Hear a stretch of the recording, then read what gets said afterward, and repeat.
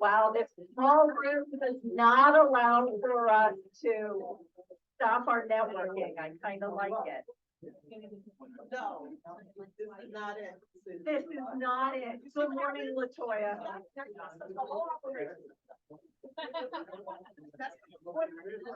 All right, so we are going to get started. I'd like to welcome everybody to 1 Million Cups. My name is Cindy Evans, and that's me. Raj, that's me. You can move that if you need to.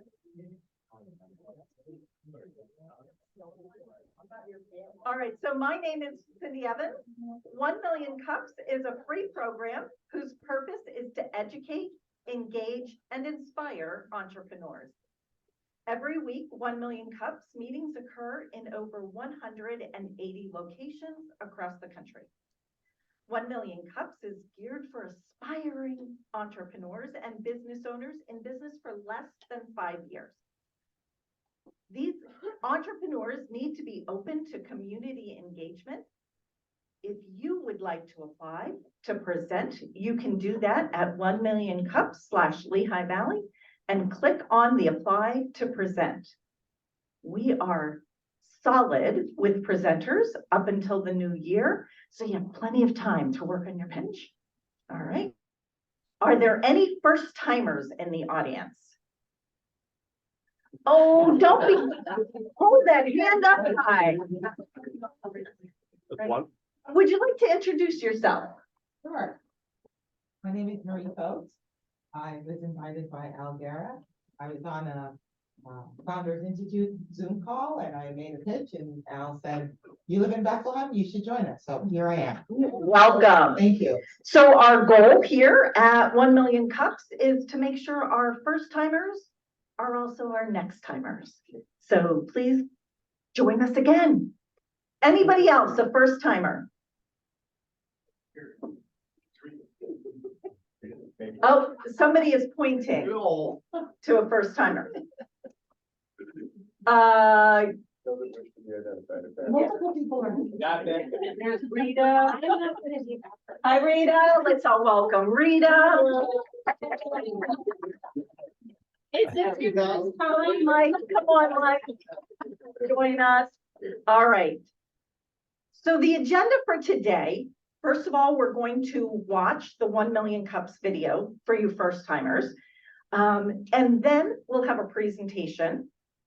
Following the presentation, we'll ask that you give some feedback. And following our feedback, there will be a chance for announcements. I'm going to remind you, your announcements are of networking events and they're not sales pitches, right? And we're going to ask you to be just a little bit short with that, right? I see a first timer coming into the room and I'm sort of going to embarrass you. Tiffany.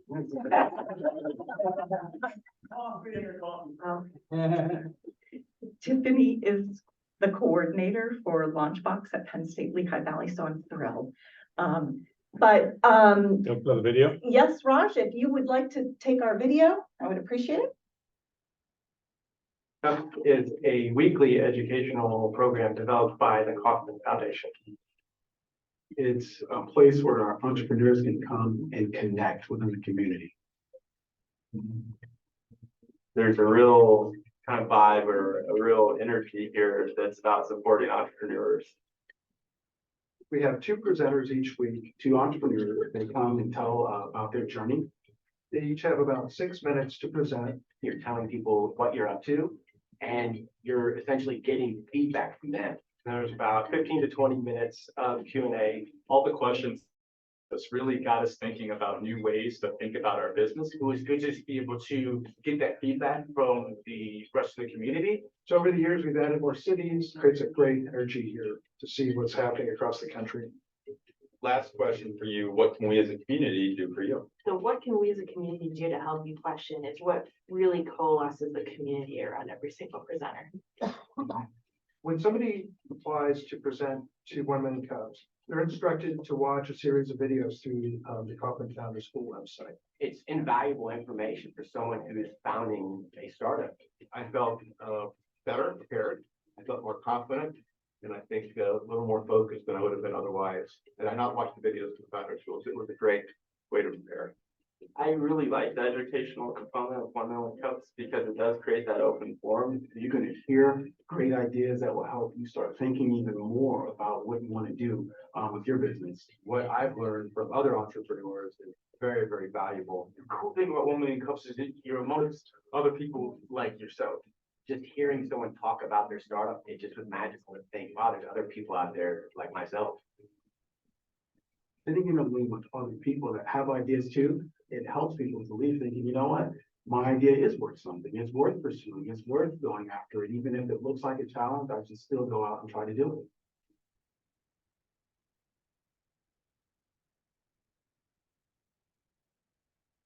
it. Thank you. This morning's presenter is Mike Winn. Mike is the founder and CEO of Forge, a CRM plug-in mobile-first app that combines AI and behavioral science to help sales teams build genuine relationships and trust with clients, leading to more revenue. Mike is a native of New Zealand, but later gained his US citizenship and started his professional career as a US Navy nuclear submarine officer, where he first became fascinated with the power equation after convincing the highest levels of the Pentagon to grant him top secret security clearance, despite being a dual national. He later left the Navy and explored his interests further by earning an MBA at Stanford, becoming a B2B sales leader in the engineering and construction industry, a McKinsey & Company strategy and operations consultant, and then an executive for Berkshire Hathaway's commercial real estate arm in Ambler, Pennsylvania. In addition to building Forge, he also teaches communication and persuasion at the Wharton School at UPenn and lives in Doylestown with his wife, 2 boys, and 4 dogs. Here's Mike.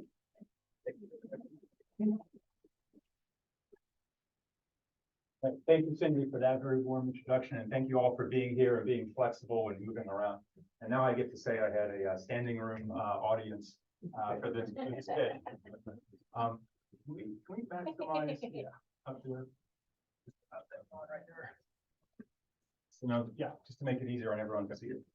So yeah, so persuasion has become the unexpected theme of my career, but one that I really enjoy.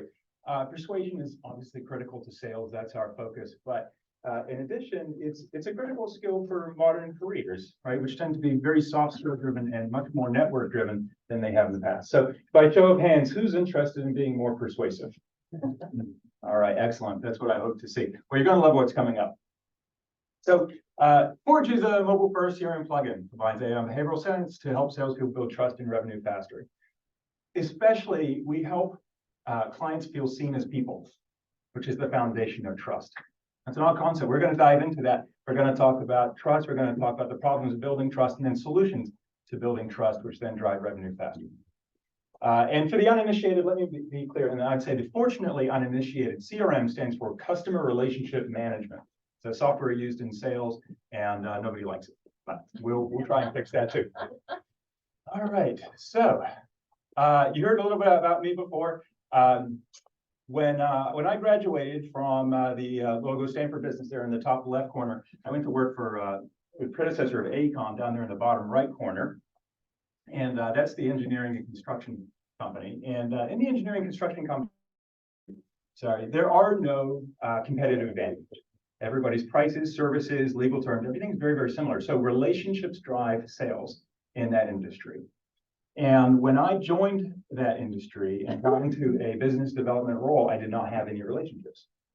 I did not. And my peers did. They had been in the industry for 20, 30 years. They knew everybody, did work with them, whatever. I had not. So what had been a curiosity of mine, learning to persuade and so forth, actually became an urgent mission to figure out fast and at scale.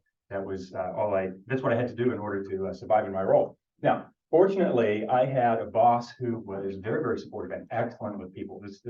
And in spite of being a nuclear engineer, I will point out. And he's the guy who sends 150 birthday cards a year. He knows everybody's colleges, everybody's sports teams. He's always sending notes to people. He makes you feel special when you talk to him. That's what I need to do. And he helped me understand this fact here. Customers only buy when they trust their salesperson. It's subtle, but it's fundamental. And LinkedIn and Salesforce and Group, they've also eventually figured this out too. But I want you to think about this, for example. If you've ever been involved in buying something that was expensive or had a complicated buying process, and I don't mean buying a gallon of milk at the grocery store. I mean, if you bought a house or a business, even if you had to vet a doctor for surgery, that's buying services. You not only wanted to know that that person knew what they were talking about, but also, and of course, that they were going to follow through and do the things they said they would do, like, prepare your heart or whatever it was. You wanted to know that they had your happiness and your personal success as their top goal. Right? Not their only goal, they also want to get paid, but you were seen as a person first and a paycheck second. Does that make sense to people? Yes. Right? Fundamentally, we all know this to be true, but it is so hard for salespeople. And initially, I was one of these people when I started out who did not quite understand. So I thought my job was to push products. No, my job was to build trust. And so eventually, I figured it out and got better at it. And the definition of trust then comes down to that. Like the best one I've read, built by proven commitment to others' personal success. Again, clients must know we see them as people, not paychecks. And then table stakes. Know what you're talking about, follow through on the things you say you're going to do, all that kind of stuff, right? But doing those things, like I said, table stakes, that's not going to help you win a multi-million-dollar deal. You need to go above and beyond with those relationships. Not all of us are lucky enough to be selling iPhones or on-patent drugs that have a built-in competitive advantage. Most of us need to sell by the power of relationship and building trust. All right, but why do not more people know this? Why do they not perform it well, right? You've probably all had bad buying experiences and not felt like you were the center of somebody else's attention when you're buying. It's hard to do this, right? And we've identified 5 challenges here: mindset, skill, bandwidth, memory, and building habits. All 5 of those things have to be true for you to be really, really good at this. However, we struggle because we do not have the right tools in order to implement this. And I talked to a lot of sales leaders, a lot of chief revenue officers and VPs and people like that, including my old boss, and said the right tools are not there, and they have not yet solved this at any company that I've been to or that I've talked to. However, they are trying. 86% of salespeople try to solve these trust building challenges, particularly around memory. What do I mean? Like they want to make sure that their clients feel seen as people, right? They understand their lives and passions outside of work. That they have family, they have hobbies, they have sports teams, they have pets, they have children, they have all these other interests. And so they'll solve for memory by perhaps writing the stuff down in a spreadsheet or pen and paper, or putting it, making a note in their contact manager. That's great. We solved for memory, but we have not solved for bandwidth, because then you have to remember to go find that information. You have to pull it up. You have to do research, and it's not doing anything for you while the information is in the pen or on the page, right? It's not out there as part of a Google search looking for news that might be of interest to the client. Very hard to do all this stuff without the right tools, and people are using, unfortunately, the wrong tools to do this. So, jump forward. Let's talk solutions. When I eventually figured this out when I was in my sales role early on. I was able to do quite well in that role. But I will say I really, really wish that I had the tools that we have now in order to do the job that I was doing then. Would have made life so much easier, and I would have had more effort available, more energy, and then be able to have no bandwidth. But right now, for Forge, we've built 2 major solutions to solve these problems. So the first is designed for the sales reps. The people who are out there on the front lines who are trying to do this job every day. And we break it down into a 3-step process for building relationships we call research, listen, recall. We have a system that can take an email address out of a calendar invite and then scour the internet to discover rich insights about those people, such that when you meet them, you look prepared, you look researched, and you can talk about the things that interest them. And then we can also, push those insights to the person synced on their calendar, so it's right there when you need it. Then, in the first and every subsequent meeting, we promote active listening. We have an interactive matrix that helps helps you ask the right questions. And active listening is a very, very powerful technique that makes the other person feel heard, seen. It gets them talking a lot and liking the user, you, for that. Right? I think if you've engaged in any of this, if you just ask people questions, it is transformative to the nature of your conversation. A lot of us in conversations, right, we're waiting for our opportunity to talk, right?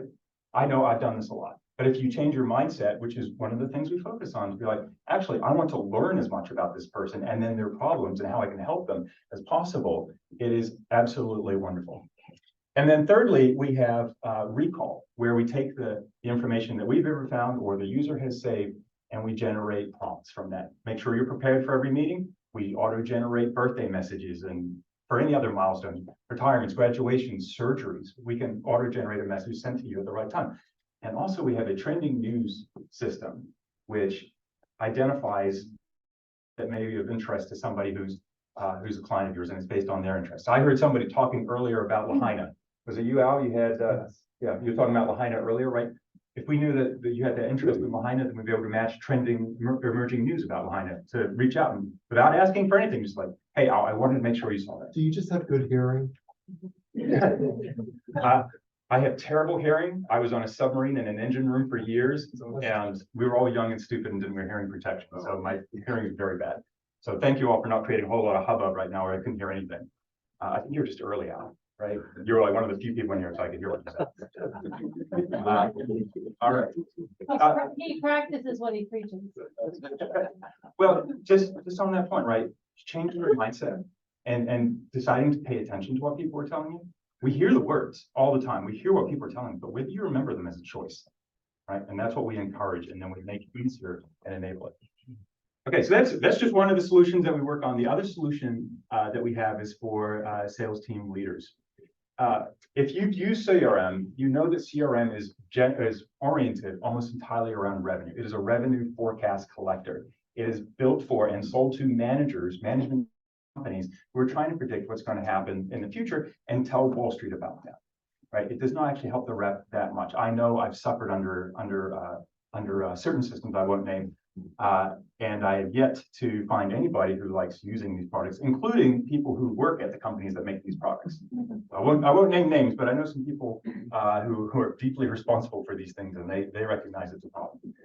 But it's also not the full story, right? Sales teams are having conversations every day about who is actually involved in these deals. Who are we selling to? Who knows these people the best, right? This is what's actually happening, and it's not captured, right? So what we've done is we've added that layer in. We integrate with CRM. We do not replace it. We integrate, we build on top of it so that your opportunities, your business, it's all synced up.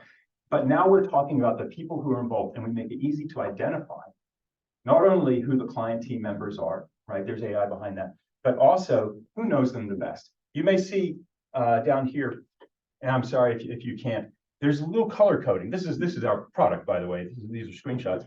These lines here connecting the people side to our team side are color coded.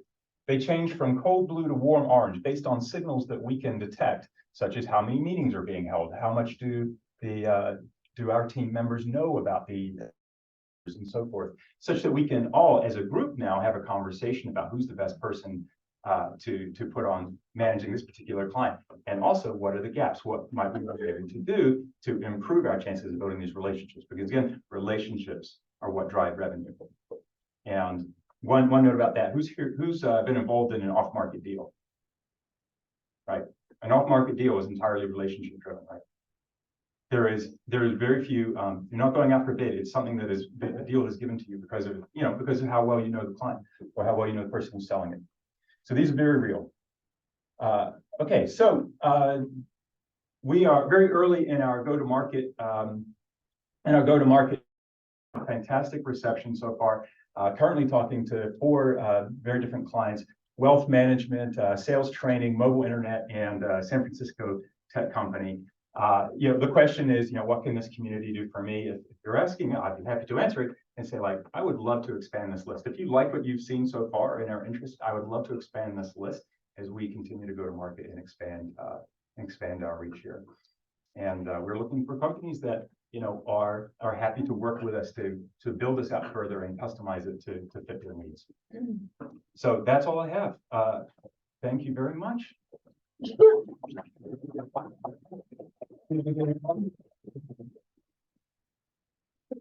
In a small room. No, so Cindy, I don't think that mic is gonna work in this room. You just have to talk loud. There is a mic that's on fitted on this camera, so if you talk loud, it'll catch up. Okay, good, because I can talk loud. go Cindy. So Mike is now going to use some of the things that he talked about as part of his active listening. He is going to listen to what you guys have to say.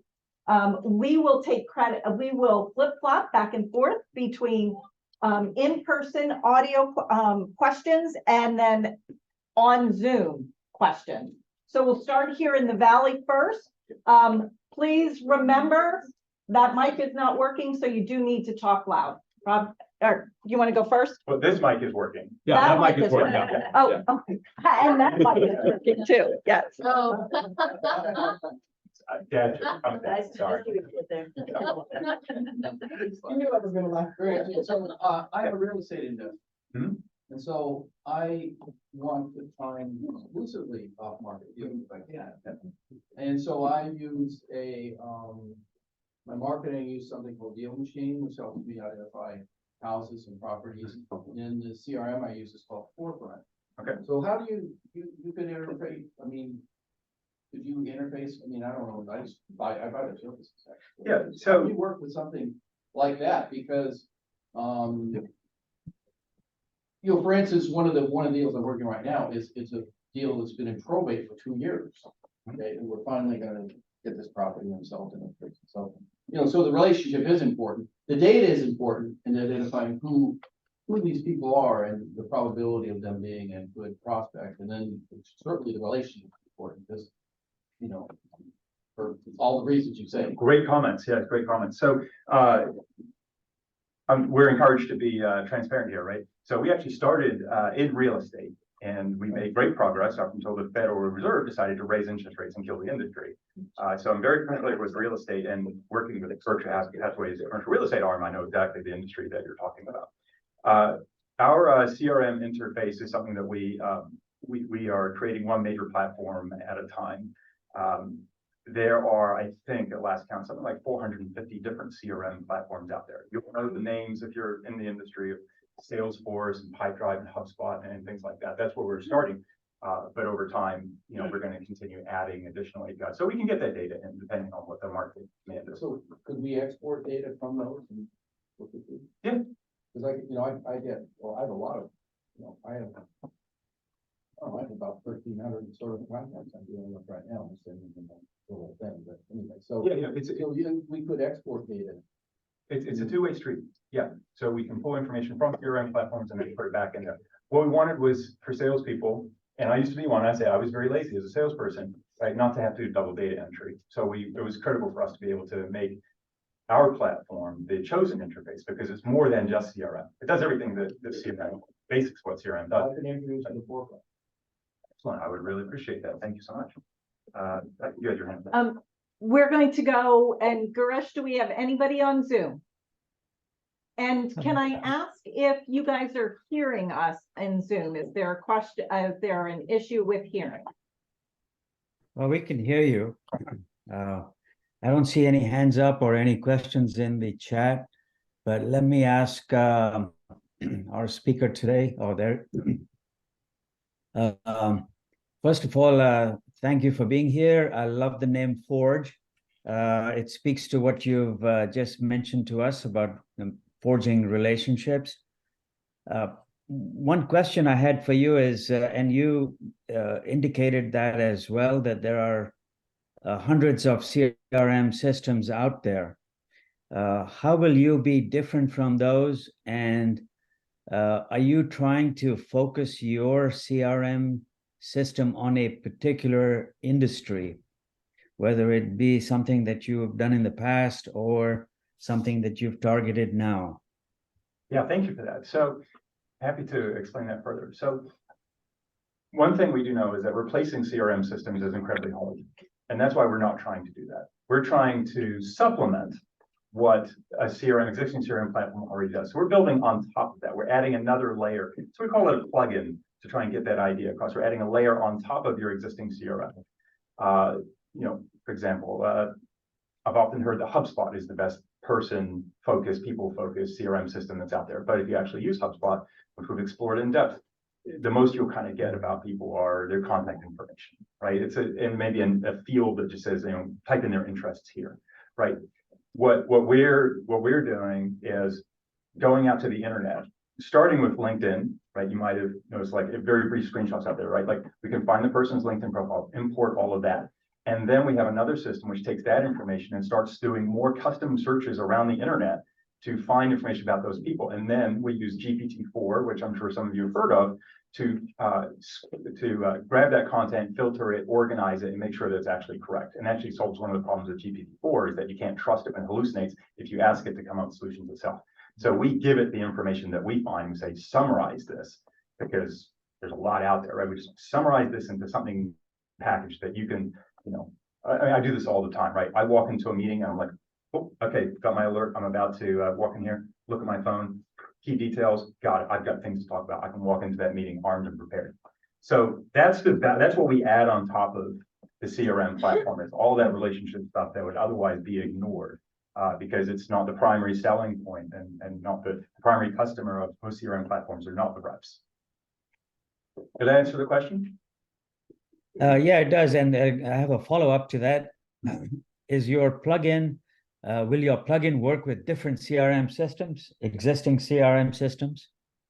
Yes, starting with Salesforce, HubSpot, Pipedrive, and then we go down the list from there. Just a matter of customizing what data fields we're looking for and how things are termed and so forth. But the API system for doing that is fairly well established. Thank you for your question. Thank you. Sorry, and I think you were the next one on the question. She has one up there, is that, What, we'll go in person and then she can go next. okay. Mhm. I have a couple questions. One is, what's your contact information? Okay, and while you're, Cards. working on that, well, you were just talking to him about compiling on top of a plugin on top of a CRM. Do you need to have a pre-existing CRM, or can it be a Forge be a standalone product, or does it need another CRM? Excellent question. It works independently. CRM is like a module on top of what we originally built. I can't go backwards, but Do you want to no, go? it's fine. I'll hopefully you guys can I'll visualize it for everybody hopefully well enough. We started as a contact manager, right? So think of the contact manager on your Android or your iPhone, right? And then added a bunch of rich information to that. Then we built a calendar to support more of that. And then finally CRM is the next plugin. So it works without CRM just fine. And the CRM piece is our latest piece. It's our newest piece. I've been using this for the better part of 2 years, just fine. And I personally, I know I'm biased, right? But it's personally been incredibly helpful to me to, help expand this business just without that. Okay, and then when you do the CRM, can you merge all the contacts that are in my phone? Like I have multiple similar contacts. Like, can your software go through somebody's contacts and kind of merge that? Or at some point in time, and then when you said that you're looking to expand, how are you looking to expand? Are you looking for affiliates, or what are you looking for? Yeah, great. So the first question about merging, we can merge our contacts inside of Forge once they appear, but that will not change the data on your phone that lives in, say, like iOS contacts. That is a separate system that we draw from and we can add to, right? That's synced as well, but we try to be very careful about deleting, manipulating that kind of source of truth data. But inside our system, we can. That, I think, as you're describing it, yeah, there are ways to do it. I'd be happy to show you. And I think there are apps out there that could do that as well. I'd be happy to show you. And your second question about we're looking to partner with. Really, we're looking for sales teams or owners, small business owners, people who are in the trenches every day, needing to build their businesses and engage with revenue first and foremost. Those are the people who are trying to be like the most interested, most engaged, have the most at stake and make the best customers. And that's why that list of partner screen that I showed, that's why we've really got a lot of traction with them so far, because we're solving a sales problem first and foremost. But it does work for everything else. Like I said, this is persuasion. It's a universal thing that, pretty much everybody needs. Does that answer your question? Sort of. Are you looking for affiliates, or how much does it cost? And We haven't even picked a price yet. We're still exploratory. So you guys are getting in on the ground floor, so to speak, after 2 years. We go Yep, online. we'll next? go online. Mariella? Yes, thank you. Thank you for the great presentation. Could you expand on the behavioral science aspect of the CRM? Specifically the active listening part. How does that work?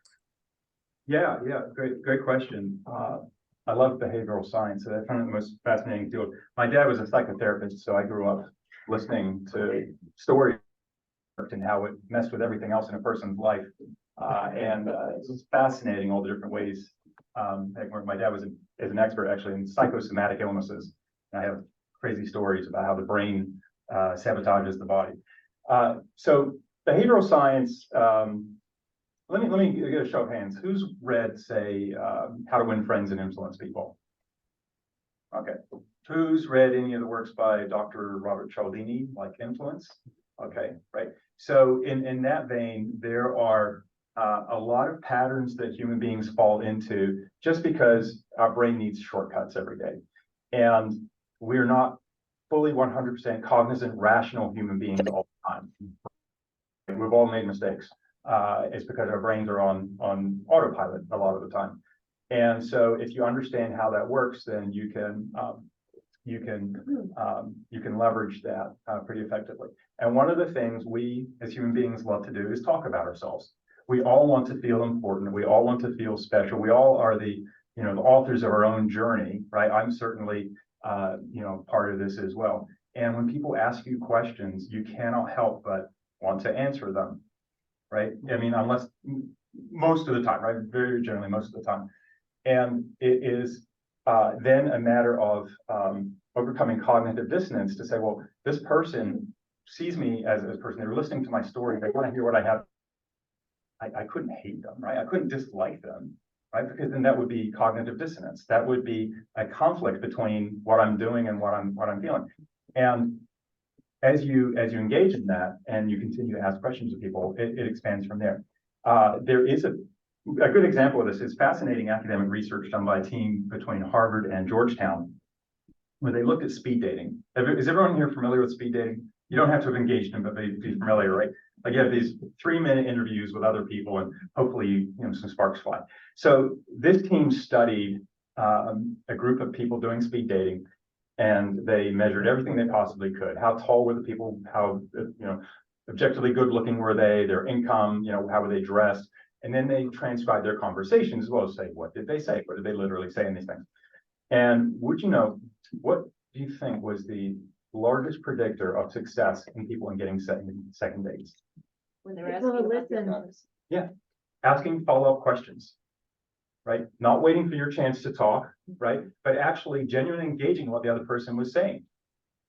It didn't matter how tall you were or how shabbily you were dressed or any of those things. What mattered was, did you show a genuine interest in the other person? That would get you a second date. And it's the same principle at work here. That's the quickest summation of a massive field that I can do in the time that we have here. But behavioral science is just incredible, and we have incorporated so much, so many academic papers and books by Cialdini and others. In fact, actually, the design of Forge from the beginning was built around an idea of engagement and habit building. One of my classmates from Stanford has written 2 Wall Street Journal best-selling books. His name is Nir Eyal, and he helped me design this from the beginning. He wrote a book called Hooked, How to Build Habit-Forming Technologies.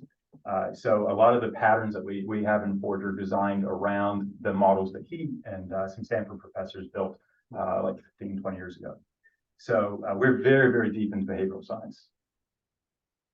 Sorry. And Gary's been waiting patiently. Gary? I'm a little confused on the active listening Mhm.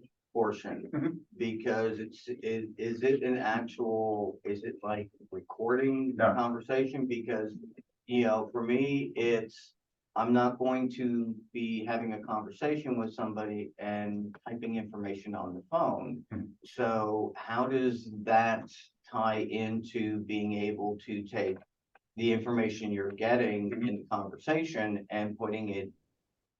Yeah, so there's two ways. We started with mobile because most people in relationship driven sales do have to travel to meet their clients, right? This is what I did for years. I was concierge key on American, flying so much, meeting clients. And you need it to be mobile, but you cannot put a phone down in the middle of a conversation and start recording the call, right? Technically very hard, also in many cases illegal, because people need to give their consent to be recorded, even if they're just within earshot. So we designed the system to be, here's questions, and then you can interact with them and fill them out. It's a process, right? You're probably not going to get it right on the first try, but as you go through it again and again, you start anticipating, okay, what are the questions that are going to come up? And it's teaching the mind more than anything else, and then creating an easy way to capture it. That's currently, we also are going to be building a desktop version of this. We've coded in a language that makes it easy to flip between those. And we're going to explore taking advantage of recording and transcription in that next version. We have a crude web app that we can put on a desktop. So you can have a Zoom conversation here, and you can have your list of questions and stuff here. It's very easy to type answers when you're on a Zoom call, as I'm sure you've all used the computer for other tasks while you've been talking to people. That's in the future. Right now, it is understand the mindset, get into that flow, and then you would make it like tap, click, swipe, answer question very fast, and then the entries are saved in natural language. Eventually, we want to go to it being like an earpiece kind of thing, so that you could be getting a briefing as you're in the elevator or walking in the door or in the car on your way, right? To make it as simple and easy as possible. Bandwidth is a key constraint on doing this well. Did that answer your question? Yeah. Thank you.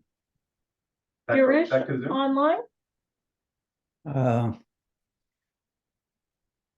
No hands as yet, so back to you. Okay. I have a question regarding intellectual property. Can you tell us a little bit about how you're protecting your IP? And also what the competition is doing as far as the actual CRM companies? Because I know they're kind of working the same angle that you are. Can you differentiate?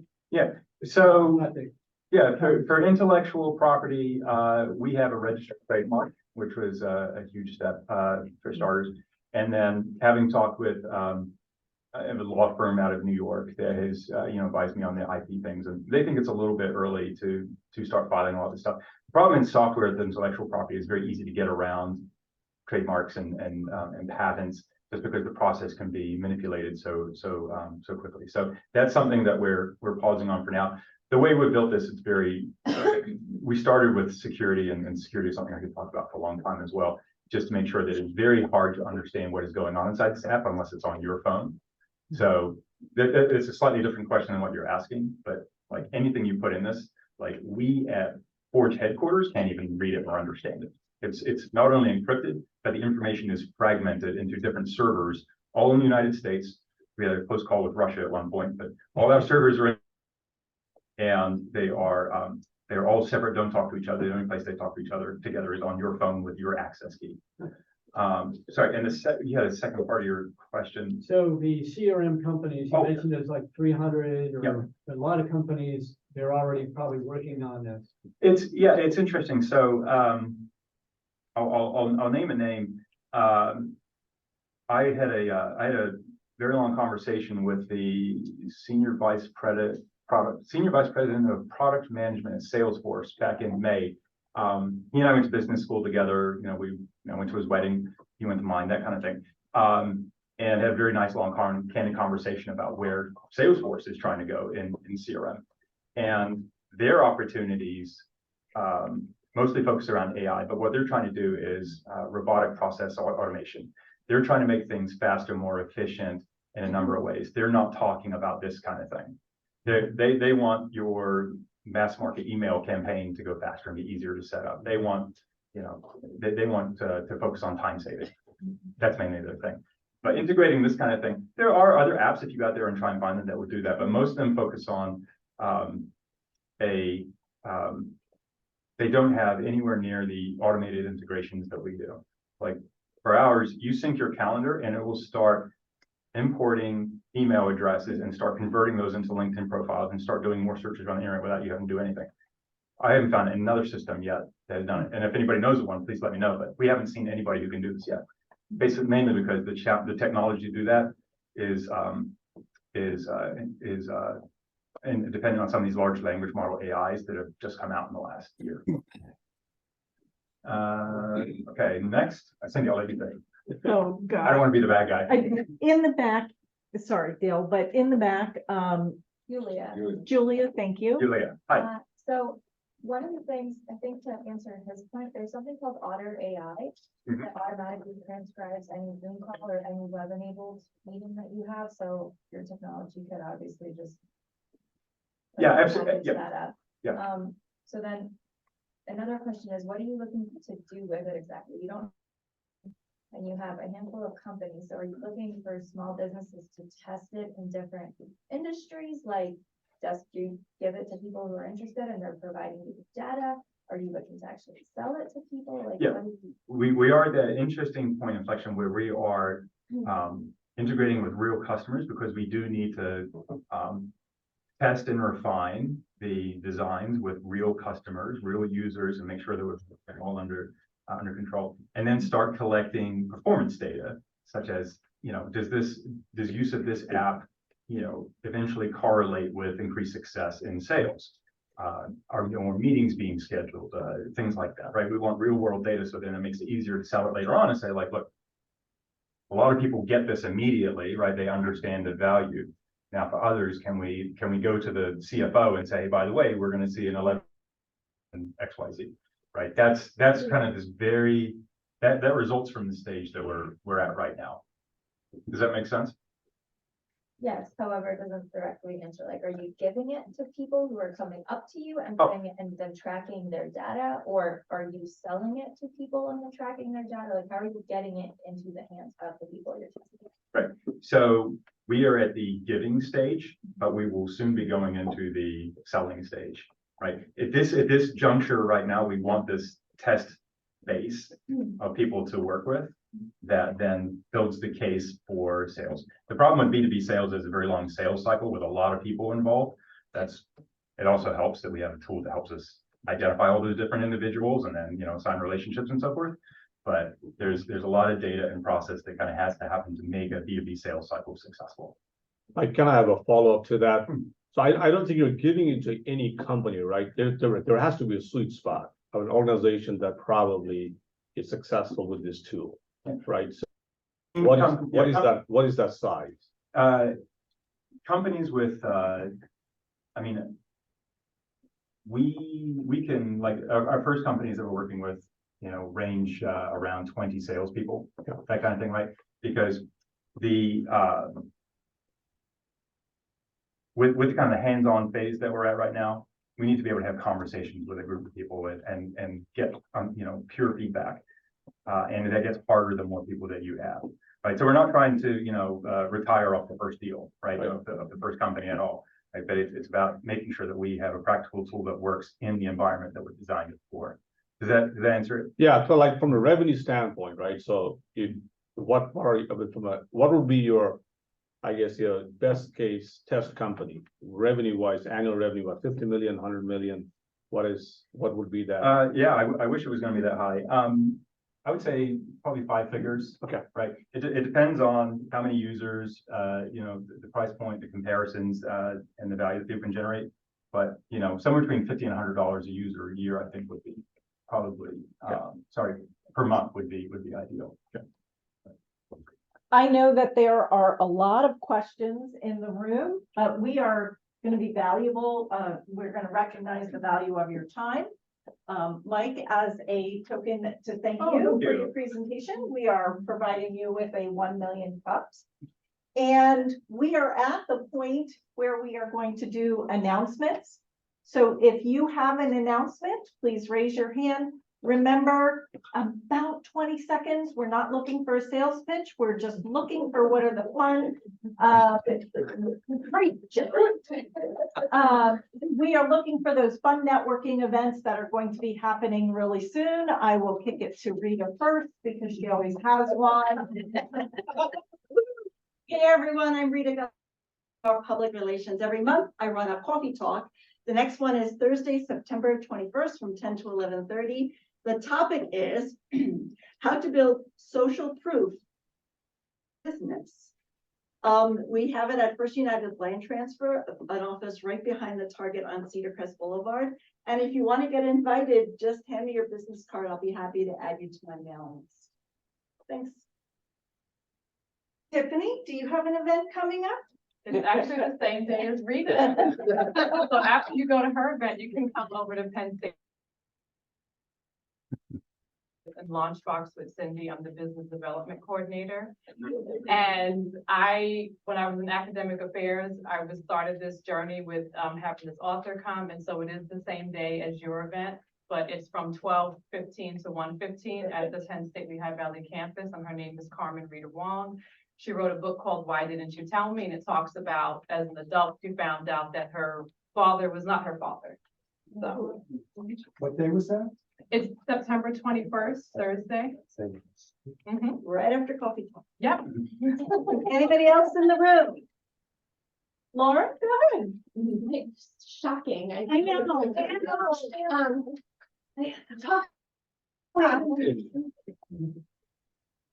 All right, I'm Lauren from Queensland Driving Theater.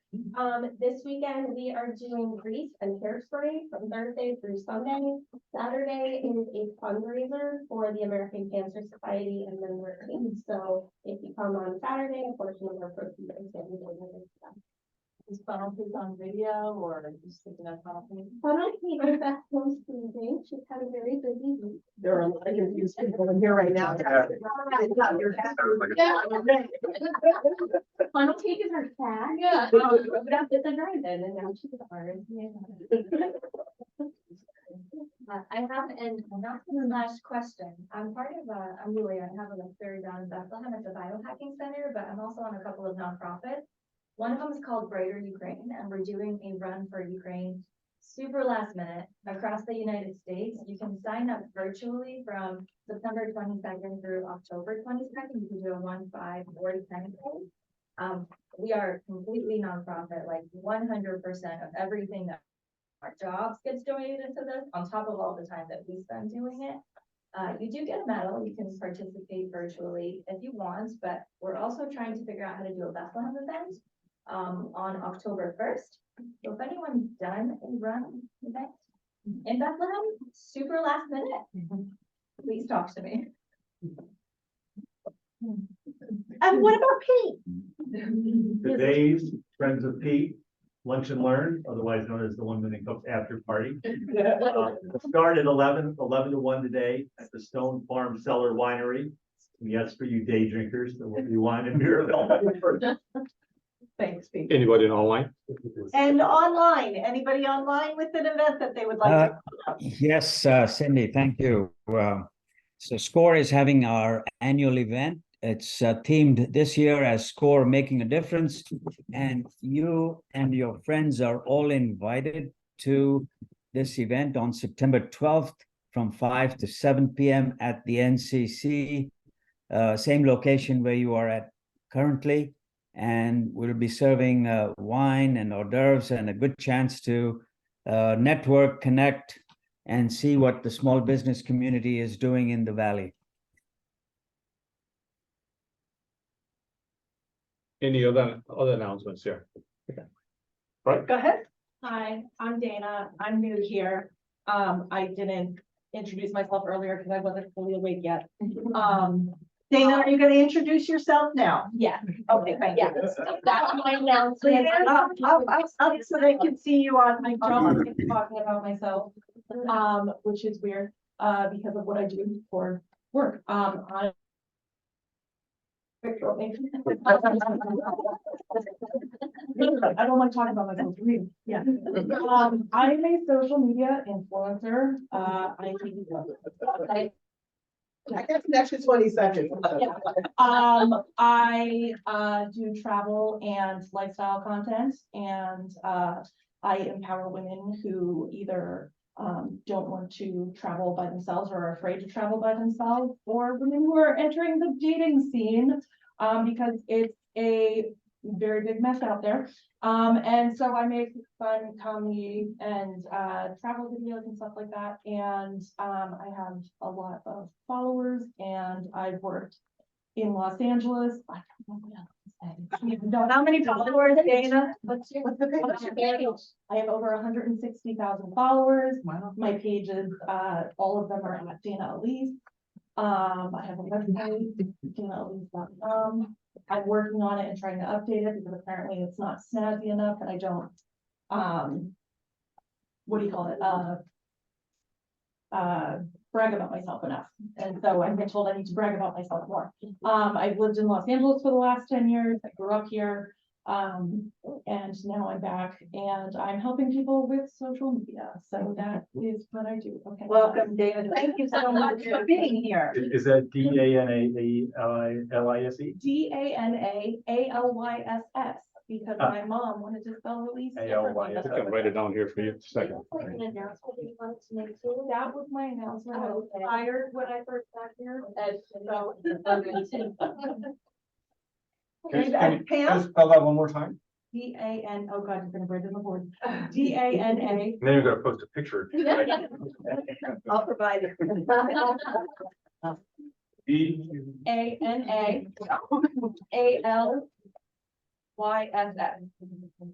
ALYSS.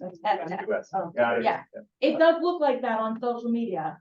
So Okay. there are two All right. right after each other, but that is two different names. Pam? I need to follow that. Next.